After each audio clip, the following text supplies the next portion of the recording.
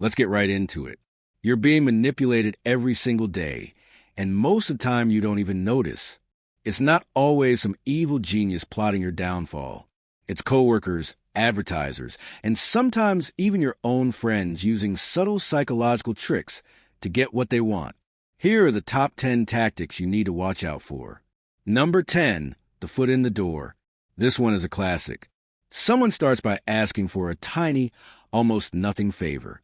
Something you feel like a jerk for saying no to. Hey, can you just sign this petition? You think, sure, what's the harm? Then, immediately after you agree, they hit you with a real request. Great. And would you be willing to donate $20 to the cause? You're much more likely to say yes to the big request because you already said yes to the small one. Your brain wants to be consistent. Salespeople love this. They'll ask you a series of simple yes questions before they go in for the kill.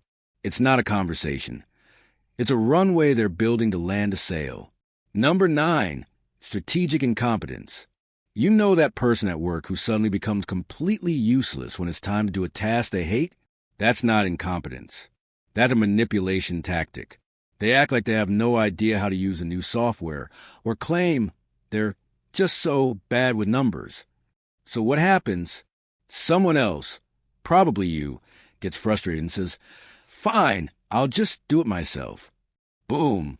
They got exactly what they wanted. To get out of doing the work. By pretending to be dumb, they expertly maneuver you into taking on their responsibilities. They're not stupid. They're playing you. Number 8, the door in the face. This is the opposite of number 10. Someone starts by making a ridiculously huge request, one they know you'll refuse. Will you run the company's charity marathon this weekend? You say, absolutely not, I have a life. Then they immediately follow up with their real, much smaller request. Okay, well, could you at least donate $5 to my fundraising page? Compared to running a marathon, a $5 donation seems like nothing. It feels like a reasonable compromise. The manipulator gets what they wanted, and you feel like you got a good deal. You didn't. You were just anchored by an absurd opening offer. Number 7, using jargon to intimidate. Ever had a mechanic explain your car problem, and it sounds like he's speaking another language? Or a lawyer read a document full of heretofores and whereas?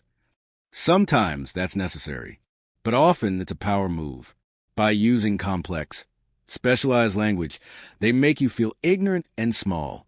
You're less likely to ask questions or challenge them because you don't want to look stupid. This creates an imbalance of power that they can easily exploit, pushing you to agree to services or terms you don't fully understand. Number 6, guilt tripping. This is the emotional manipulator's bread and butter. It's the classic. Don't worry about me. I'll just sit here in the dark alone while you go have fun with your friends. It's designed to make you feel responsible for their happiness and their problems. They load you with a sense of obligation and debt. Every decision you make for yourself comes with a side of their manufactured sadness. The goal is to make you feel so guilty that you give in to what they want. It's a low blow, and it's incredibly effective. Number 5, love bombing. This one is insidious and common in toxic relationships. When you first meet someone, they overwhelm you with intense affection, compliments, and attention. They make you feel like you're the most amazing person in the world. It feels incredible, but it's a trap. Once they have you hooked and emotionally dependent, they start to pull back. The praise becomes conditional. They use that initial perfect phase as leverage to control you. You find yourself constantly trying to get back to that good place, often by doing exactly what they want. It's not love. It's emotional kidnapping. Number 4, the scarcity principle. Limited time offer. Only 2 left in stock.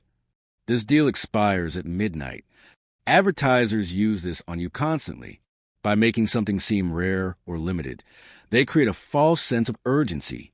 Your brain's FOMO, fear of missing out, kicks into high gear. You feel the pressure to act now or lose the opportunity forever.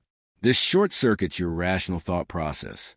You stop asking, do I really need this? And start thinking, I have to get this before it's gone. Most of the time, the scarcity is completely artificial. Number 3, moving the goalposts. This is a favorite of terrible bosses and controlling partners. You work hard to meet their expectations. You finally deliver exactly what they ask for. But instead of approval, they change the rules. Oh, that's great, but what you really need to do is... They constantly change the criteria for success.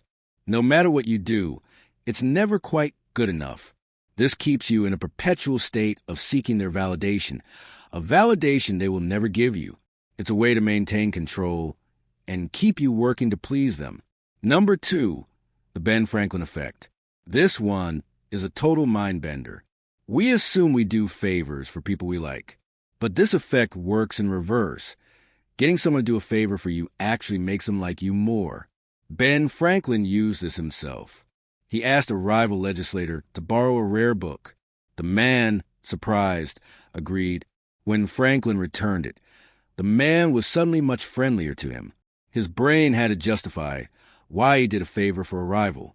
The easiest justification was, I guess I actually like this guy. If you want someone to like you, don't do them a favor. Ask them for one. Number 1, gaslighting. This is the most destructive tactic of them all. Gaslighting is when someone systematically makes you doubt your own perception of reality. They'll deny saying things you clearly remember them saying.